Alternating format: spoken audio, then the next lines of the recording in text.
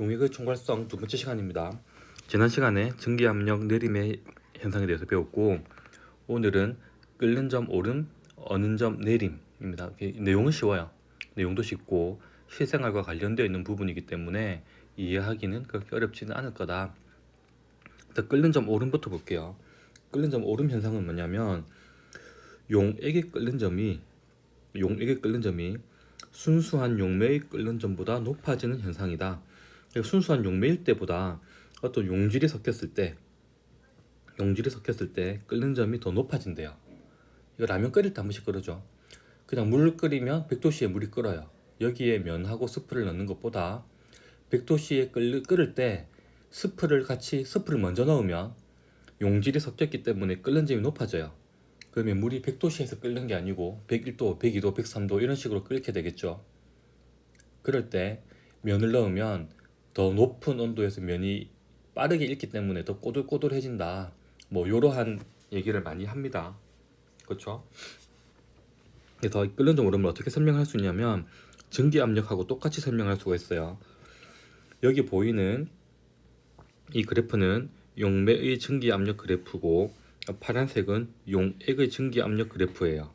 그래서 같은 온도일 때 전기 압력이 이만큼 떨어지더라. 용액이 이게 전기 압력 내림의 크기라 그랬죠.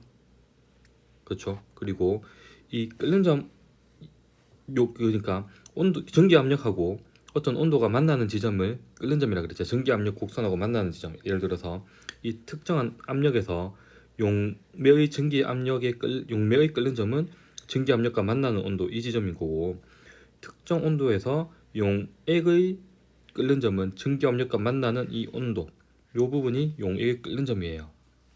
끓는 점이 높아졌죠. 이해됩니까? 다시 한 번 더 설명할게요. 끓는 점이라고 하는 거는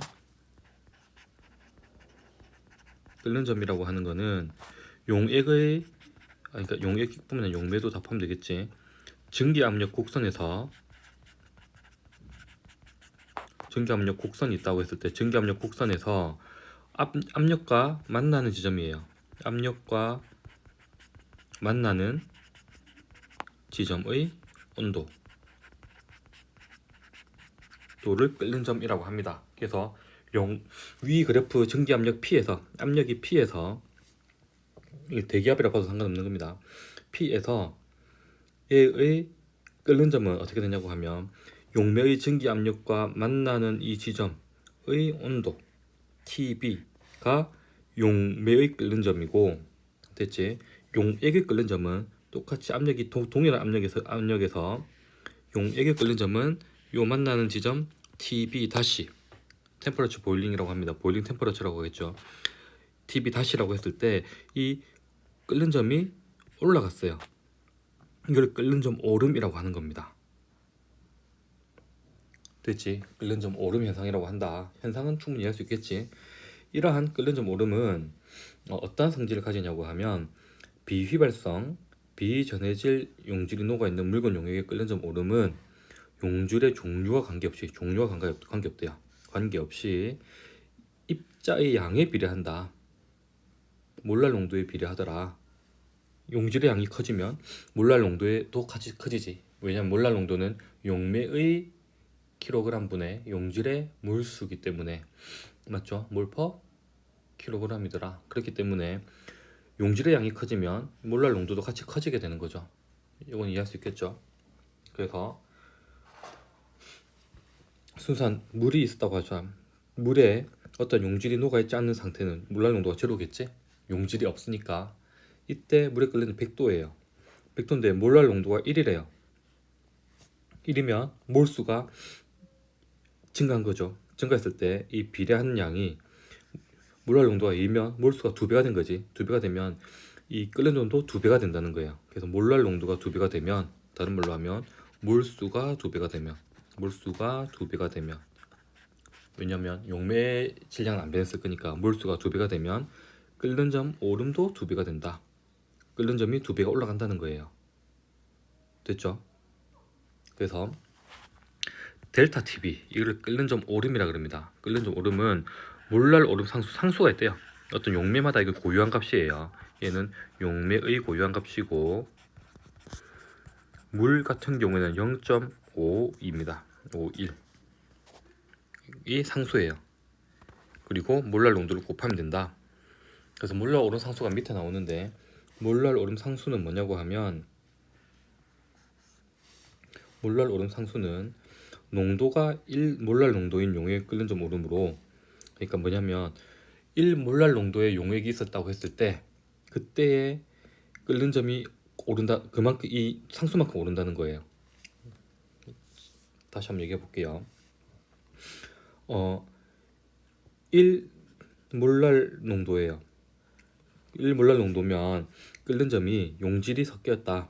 용질의 종류 상관없죠. 용질이 섞였을 때 1몰랄 농도는 0.51도씨가 오른다는 뜻인 거예요. 그럼 얘의 끓는 점은 100.51도가 되는 거예요. 1몰랄 농도의 용질이 섞였을 때.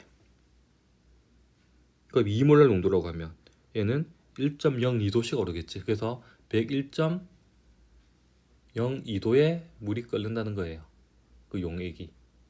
이해되겠죠? 그래서 이러한 끓는 점 오름은 용매에 따라서 다 달라지더라. 그래서 에탄올 같은 경우에는 뭐 1.2가 2의 상수를 가지고 아세트산은 3.07, 벤젠은 2.53의 몰랄 오름 상수를 가지게 된다는 거예요. 이 상수에 따라서 다 달라지는 거다. 예를 들면 봅시다. 물 100g에 용매 100g에 포도당을 18g을 녹였대요. 얘 몰랄 농도는 얼마야? 얘가 1000g이면 180g이기 때문에 얘는 1몰랄 농도가 되는 거예요.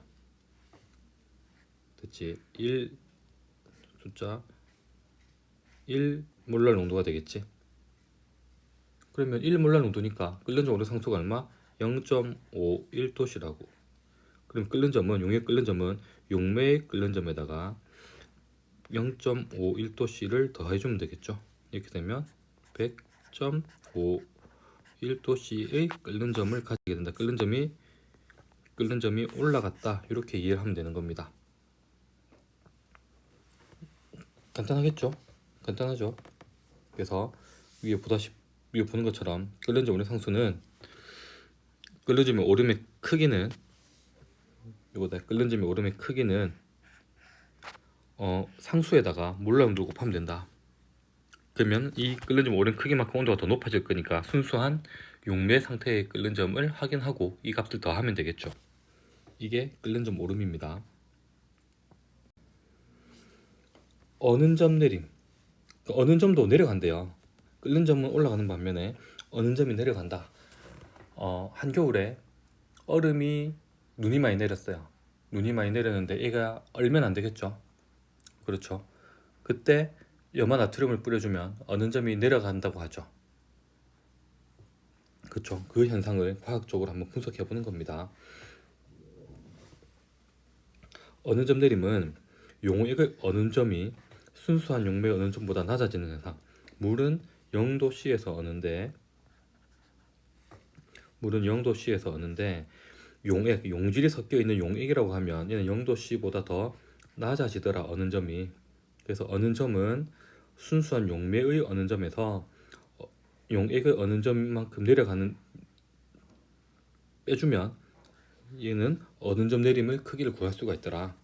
얘도 마찬가지로 비휘발성 비전해질 용질이 녹아있는 묽은 용액의 어는 점 내림은 용질의 종류에 관계없이 용질의 몰랄 농도에 비례한다.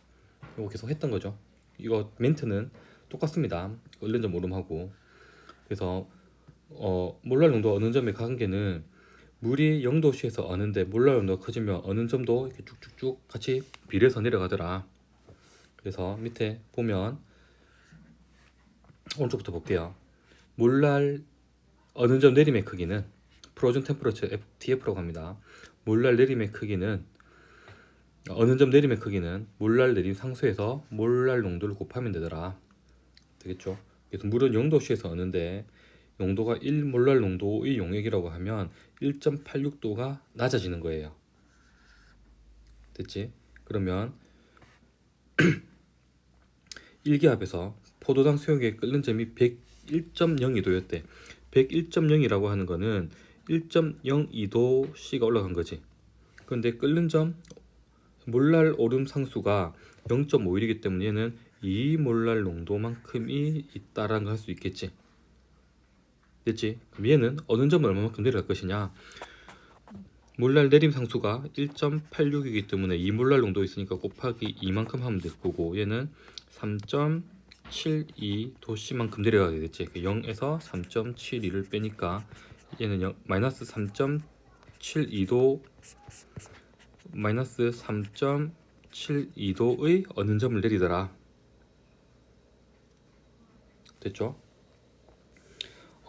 분자 설정하는 부분은 선생님이 따로 한 번 더 얘기를 해줄게요. 이 부분은 따로 해주겠습니다. 이렇게 해서 끓는 점 오름하고 어느 점 내림의 계산하는 방법, 개념 이런 것들을 한번 배워봤습니다. 다음 시간에 삼투압을 가지고 용액의 총괄성, 용액이 가지는 거, 그러니까 용매에다가 용질이 섞여져 있는 걸 용액이라 그러죠. 이 용액은 비휘발성 비전해질 용질의 경우 증기압력, 오름, 그 다음에 끓는 점 오름, 어른 점 내림, 삼투압력이 똑같이 작용이 되더라 라는 걸 한 번 더 생각을 해보고 좀 이따가 다음 시간에 삼투압력에 대해서 한번 보도록 하겠습니다. 여기까지 할게요.